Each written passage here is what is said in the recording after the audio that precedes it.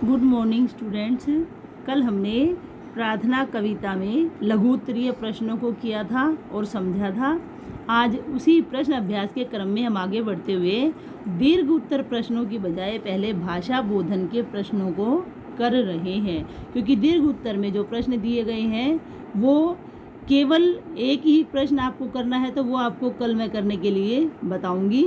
आज हम भाषा बोधन के प्रश्न करेंगे। तो भाषा बोधन के प्रश्नों में पहला जो प्रश्न है वो है निम्नलिखित शब्दों के विलोम शब्द लिखिए। तो विलोम शब्द हालांकि आप पढ़ चुके हैं व्याकरण के शब्द भंडार के पाठ में। तो यहाँ पर पहला जो शब्द दिया गया है अंधकार। अंधकार का विलोम सभी को पता होता है, प्रकाश होता है। विजय, किसी चीज़ पर विजय प्राप्त कर लेना, तो इसका विलोम पराजय होता है। शांति का विलोम अशांति होता है। और मृत्यु का विलोम जन्म और भय का निर्भय होता है। तो इस प्रकार आपका ये पहला प्रश्न हो जाता है। अब दूसरा प्रश्न देखिए आप। दूसरे प्रश्न दिया हुआ है निम्नलिखित उपसर्गों का प्रयोग करते हुए शब्द बनाइए।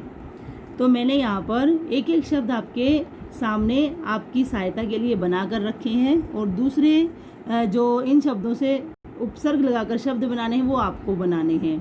तो पहला था यहाँ पर उपसर्ग सद, सद्भाव। हालांकि इसके मैंने आपको और भी बताए थे, सद्ज्ञान, सद्बुद्धि, सद्कर्म, और कोई भी एक शब्द आप दूसरा बना सकते हैं।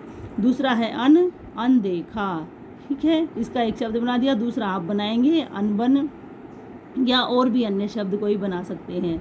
ऐसे तो बहुत सारे विलोम शब्द आपके होते हैं, शांति है, सत्य है। तो इस प्रकार कोई भी ए उपसर्ग से आप दूसरा शब्द बना सकते हैं। वी से विदेश, जैसे वी जमादेश, क्योंकि यहाँ पर उपसर्ग लगने के बाद जो मूल शब्द है वो अलग हो जाता है, इसलिए तो आपको ऐसे ही शब्द बनाने हैं। विहार इसी क्रम का शब्द है।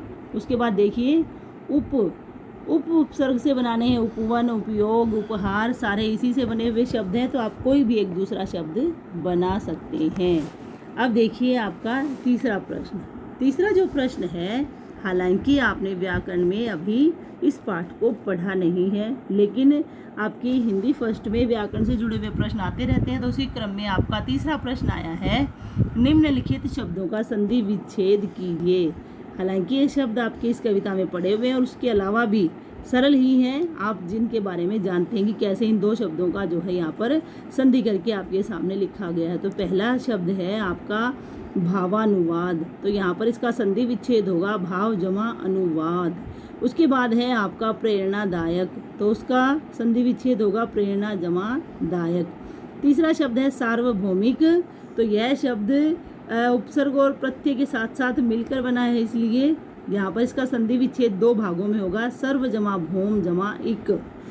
तीसरा है आपके लिए ज्योतिर्मय। ज्योतिर्मय में ये विसर्ग संधि का उदाहरण है, इसलिए ज्योति के बाद विसर्ग लगेगी और फिर जमा मय बनेगा।